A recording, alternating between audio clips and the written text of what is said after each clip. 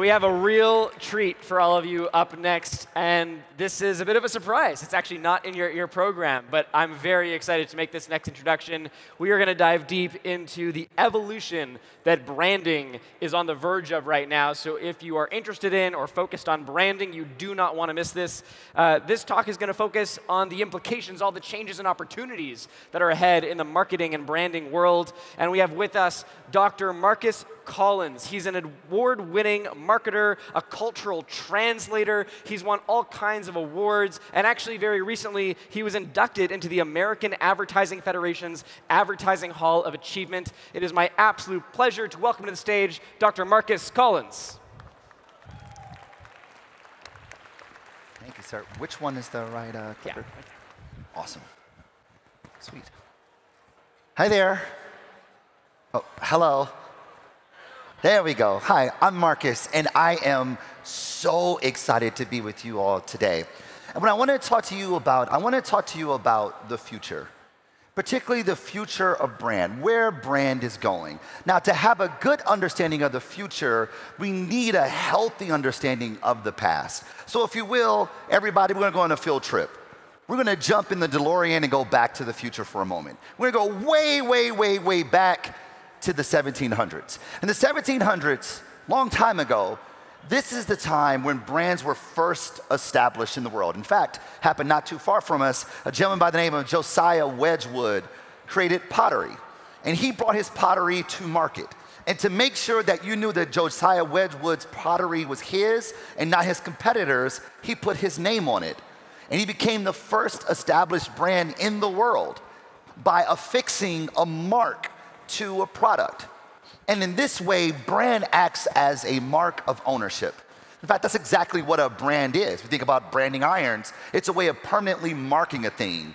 And this mark acts as a signifier that conjures up thoughts and feelings on behalf of a company, a product, a person, institution, or organization. In fact, if you translate the word brand into any Germanic or Romanic language, it translates into mark. And the idea of marking brands and branded products in those days, in the 1700s, was about using brand as a mark of legality, a legal mark. Now, if you fast forward 2.5 centuries later, we're still in the DeLorean, stick with me here. 2.5 centuries later, we find ourselves in the 1950s. And this is an era that, at least in the States, we refer to as the Mad Men era.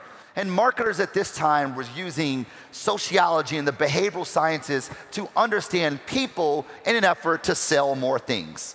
Right? We used value propositions. My razor is sharper, my battery lasts longer. We use positioning statements in an effort to create these memory structures in the minds of people. We use references like Santa Claus and Coca-Cola, so when you thought about Santa Claus, you thought about Coke. And this was all in an effort to establish familiarity, which drove credence. That is, the more familiar I am with it, the more likely I am to trust it. And in this way, brand began to act as a trust mark, moving from legality over to trust. There's a saying in the States that we say, no one's ever got fired hiring IBM, because the idea is that you could trust IBM. At least that's how the saying goes. So if you fast forward a few decades later to the 1980s, marketers had the idea and said, you know what, it's not enough for people to buy our stuff. We want people to love us. We want consumers to love our brands. So marketers started to focus on things that move from being transactional to being relational, moving from telling statements that were declarative to telling stories, moving from this idea of being recognized to be loved. And marketers in those days told these really beautiful stories where the brand acted as a character in this greater narrative. This was brand marketing in those days. We told great stories in an effort to use the brand to establish love. Brand as a love mark, transcending legality, moving beyond trust to finding a place of love. Which leads us to today, where the strongest brands in the world are the brands that focus on culture. Culture. Culture is one of those words that we often use but seldomly really understand. And I like the way that Emil Durkheim puts it because I find myself in the sociology literature, and Emil Durkheim refers to culture as the system of symbols, beliefs, and values of which it demarcates who we are in the world and how we behave in the world. Demoyejiva says it this way, that culture influences a consumer's social needs, which in turn is satisfied by our use and ownership of innovative products. We buy these products not because of what they are, but because of who we are. And we use these products to project our identity. It's not about the value propositions, it's about our identity. This comes from this theory known as self-congruence theory, where Ivan Ross says that people purchase a product only if it's congruent with who they are, enhances, or in some way fit to how they want to be seen. And in this way, culture is not just what we do, and consumption is not just what we buy, but consumption at its very core is a cultural act. What we buy, where we go, how we style ourselves, how we adorn ourselves, how we style our hair, if you have it, who you marry, if you marry, where you go to university, if you go to university, how you bury the dead. These things are all byproducts of how we self-identify and what is culturally normative for people like us.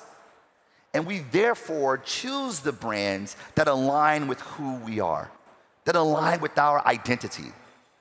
And we often say, colloquially, we say that the brand stands for something. But what we really mean to say is that the brand stands in for something. It stands in for the values that I hold based on my cultural subscription. And the scholarship has been telling us this for almost a century now. And if you look at examples in the market, you see this played out over and over and over, where brands, these signifiers that conjure up thoughts and feelings on behalf of a company, an organization, or institution, they act as an identity mark, a way to communicate to the world who I am, transcending legality, moving beyond trust, taking one step from love to being a projection of who I am. Which leads us to tomorrow. Now, you will never, ever, ever, ever, ever hear me refer to myself as a futurist. Never, never, never. I am not clairvoyant in that way. But I tell you, you don't need to tell the future. You don't need to be able to project the future to see what's going to happen next. Because if the brands we use today, the most powerful brands today, we use them to project our identity, then the brands of tomorrow will be ways by which we find people who are like ourselves. People who subscribe to the same cultural communities. Aristotle said it this way. Aristotle said that man by nature is a social animal. So we do everything we can to crash into each other, to commune with people like ourselves, our friends, our families, our teammates, our congregates, our club mates, our people. But not just our familial groups, but also our consumption groups. If you're into Harley Davidson, you're probably a Harley Davidson owner group, a hog. Or if you're into Star Trek, you're a Trekkie. Or if you go to Burning Man in the States, then you're a burner. Or if you're into Game of Thrones, which is awesome, that's what you subscribe to. That's your community. Or trading cards, or Glossier, or BTS, and so on, and so on, and so on. Dr. Levine puts it this way. He says, we humans are social species, tribal by nature. We're given to gathering and communing in familiar groups, belonging. Our capacity and need for empathy, compassion, and communication is deep in our DNA. And because of how we self-identify, when we find people who are like us, you go, oh, you love Frank Ocean? I love Frank Ocean too. We're going to be the best of friends. And we come together and behave similarly. Emil Durkheim calls this phenomenon collective effervescence, and I just love that phrase, collective effervescence. It's where members who subscribe to a similar community, cultural subscription, act in concert in an effort to promote social solidarity among themselves. And culture moves forward on the basis of one simple question. Do people like me do something like this? The answer is yes, we do it. The answer is no, we don't. And we make that decision hundreds of thousands of times a day, consciously and subconsciously.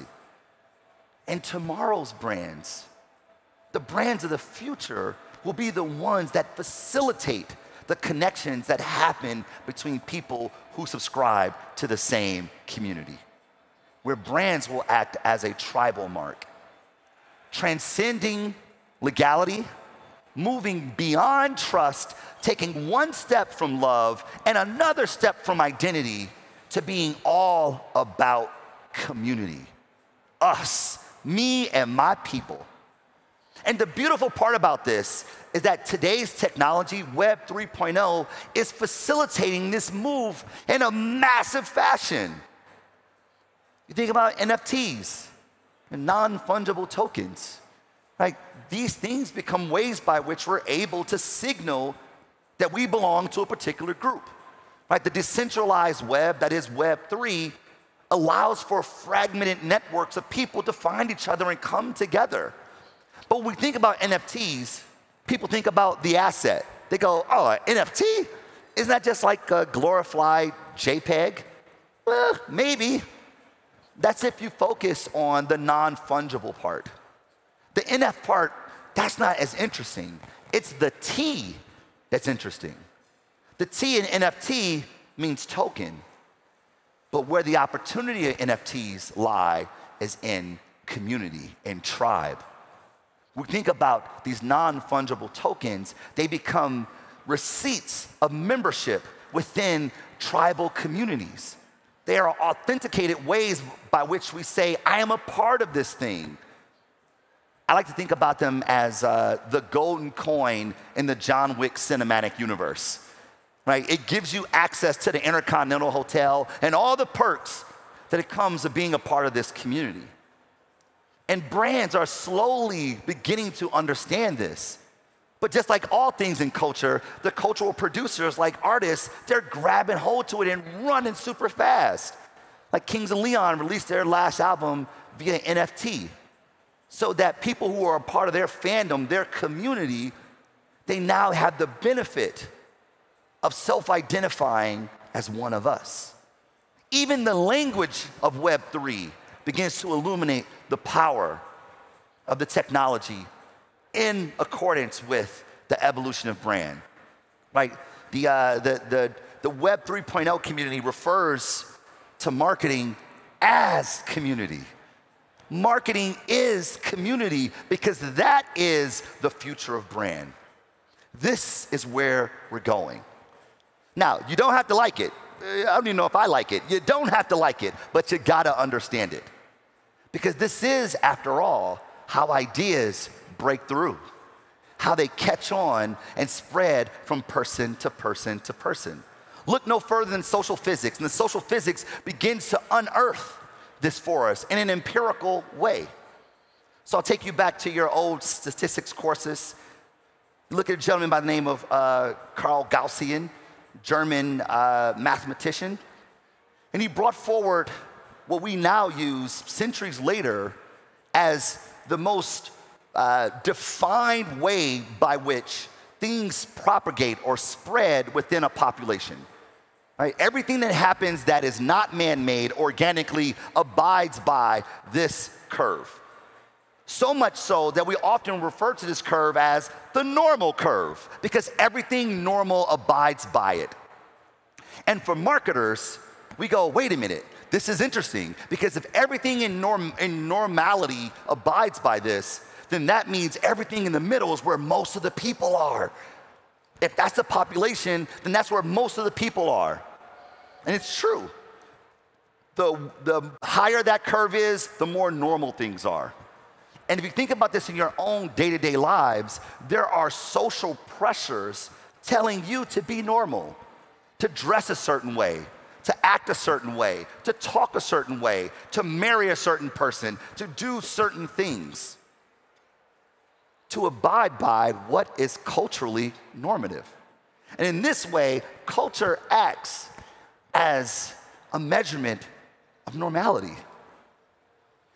And marketers tend to focus on the normal, the basic, the normal consumer. So much so that we use the sales funnel to describe it. We're gonna reach a lot of people and maybe convert a few, maybe. And this is what we've been doing for over a century. But as I look at this, I can't help it, I'm an academic, I'm a scientist, what are you gonna do? I look at this and I say to myself, but what's happening over there? Because that part seems really interesting. That part, the part on the fringe, we refer to that as subculture. It's the subculture that happens there. The thing that no one's paying attention to. The things that's crazy. Oh man, those guys, they're out of control. They're weird. But what happens with everything that becomes a part of the dominant culture? It starts with the subcultural. It starts fringe, it starts weird, and then it propagates to become normal. It abides by this Frank Bass adoption curve, this S curve, right? It starts off weird and becomes normal. It starts off fringe and gets reworked to become cool. 20 years ago, if you collected comic books, this is who you were. That's what people thought of you, right? But today, the movies that we watch the most across the globe all come from comic books. 20 years ago, if you collected figurines, that's how you were thought of. But now, collecting artifacts is super cool. 20 years ago, if you were way into video games, you were a gamer, that's how people thought of you. Loser. But now gaming is cool. A multi-billion-dollar industry across the globe. If you're into anime, at least in the States, that's how they thought of you. But now anime is considered cool. If you paid €1,000 for sneakers 10 years ago, people say you must be crazy. But now marketers use hypebeast culture and sneaker culture to release new products. This is the future of brand. We move beyond legality, beyond trust, beyond love, one step from identity to being a mark of tribalism, a mark of community. And the brands that operate on the right side of this curve, the brands that are facilitating, that are activating communities, these are the brands that will win. And the brands who are still trying to make the logo bigger, the brands who are still trying to tell you my razor's sharper, my battery lasts longer, my shampoo will get you laid, those brands will be struggling. The brands of the future are the brands that focus on people, not products. The brands that focus on the people who make up communities, not value propositions. And I hope for you, for this audience, that you see the future the way I do, and that you are preparing your ideas, your businesses, your organization, yourself for a future that focuses on people. Because the way you see the world will ultimately inform the way that you behave in the world. Thank you so very much. I'm super grateful.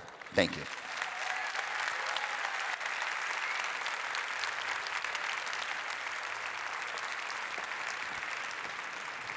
Amazing.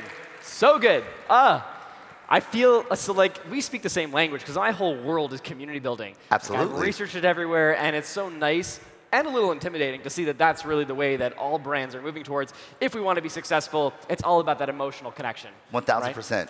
I'm sure we have some awesome questions in the room for you, Marcus. Just raise your hand nice and high. Our first one's right here.